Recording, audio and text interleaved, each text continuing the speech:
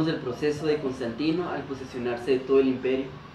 Veremos un tema muy discutido que fue la conversión de Constantino y del carácter de su fe. Pero lo que más nos enfocaremos será en el impacto que su conversión y gobierno tuvieron tanto en su época como en los siglos posteriores. Pero en todo caso, el impacto de Constantino fue enorme y en cierto sentido toda la historia que hemos de narrar puede verse como una serie de ajustes y reacciones a lo político. Contaremos lo trascendente que fue la vida de Constantino el Grande en la historia del cristianismo. En el siglo III, el emperador Aureliano recurrió al dios de los soldados debido a los rebeldes y bárbaros, consiguiendo unificar y restaurar el imperio romano, pero fue asesinado antes que sus buenos esfuerzos dieran resultado.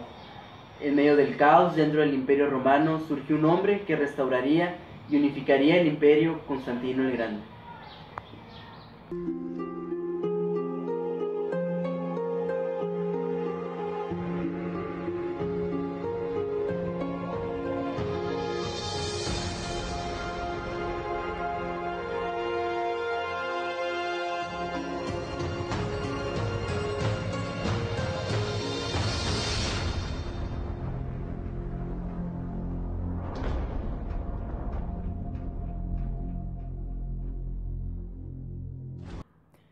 Constantino fue enviado a la corte de Diocleciano, donde recibió la educación propia de la clase alta.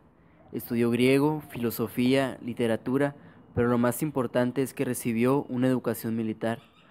Diocleciano veía a los cristianos y a la iglesia como amenazas. En el año 303, Diocleciano emitió un edicto donde se dio la gran persecución. La llamada gran persecución llamó el inicio de la era de los mártires. Aún antes de la batalla del pueblo Milvio, Constantino se había estado preparando para asumir el poder sobre un territorio cada vez más vasto.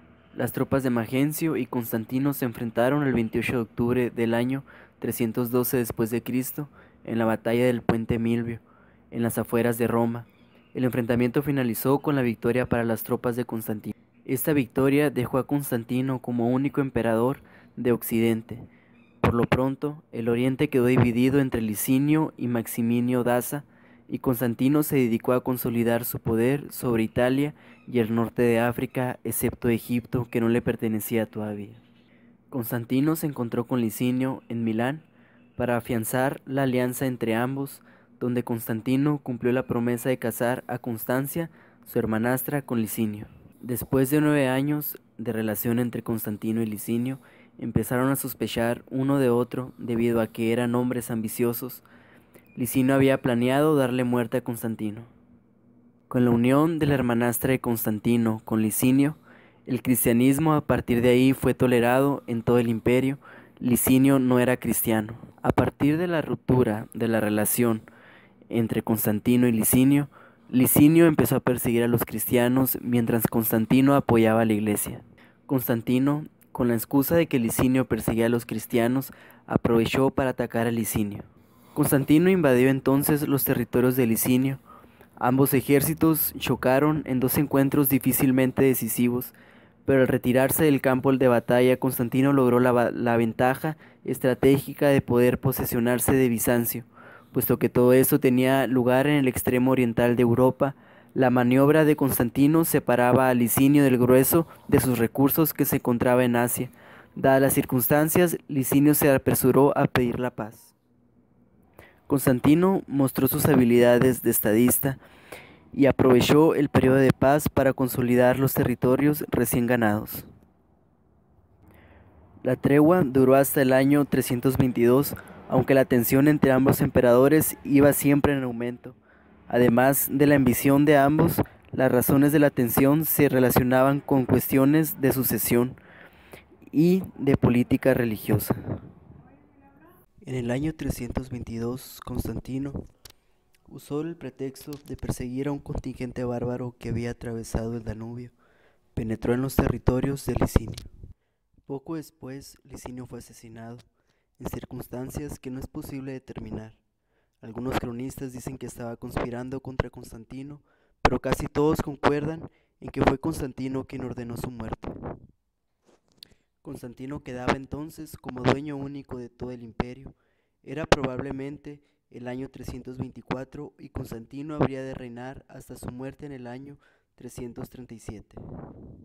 Siendo Constantino dueño absoluto del imperio, concibió una gran idea, la de construir una nueva Roma, una ciudad inexpugnable y fastuosa, que llevaría el nombre de Constantinopla, es decir, ciudad de Constantino. Acerca de la conversión de Constantino se ha escrito y discutido muchísimo. Poco después de los hechos, hubo escritores cristianos, según veremos en el próximo capítulo, que intentaron mostrar que esa conversión era el punto culminante de toda la historia de la Iglesia. Otros han dicho que Constantino no era sino un hábil político que se percató de las ventajas que una conversión podría acarrearle. El impacto de la conversión de Constantino sobre la vida de la Iglesia fue tan grande que se hará sentir a través de todo el resto de nuestra narración hasta nuestros días. Naturalmente, la consecuencia más inmediata y notable de la conversión de Constantino fue el cese de las persecuciones. Hasta ese momento, aun en tiempos de relativa paz, los cristianos habían vivido bajo el temor constante de una nueva persecución. Tras la conversión de Constantino, ese temor se disipó. Los pocos gobernantes paganos que hubo después de él no persiguieron a los cristianos, sino que trataron de restaurar el paganismo por otros medios. Tras la conversión de Constantino, el culto cristiano comenzó a sentir el influjo del protocolo imperial.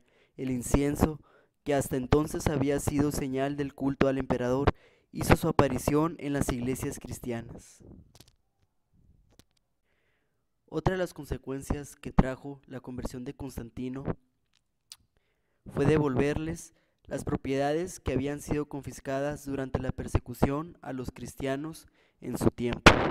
También comenzó a apoyar a la Iglesia más decididamente, como cuando le donó el palacio de Letrán en Roma, que pertenecía a la familia de su esposa, o cuando ordenó que los obispos que se dirigían al sínodo de Arles en el 314 utilizaran los medios de transporte imperiales sin costo alguno para la Iglesia. A pesar de los cambios que trajo la conversión de Constantino a la Iglesia, la antigua Iglesia continuaba sus costumbres tradicionales. Todavía la comunión era el acto principal de adoración que se celebraba al menos todos los domingos. Todavía el bautismo era por inmersión y guardaba mucho de su simbolismo antiguo.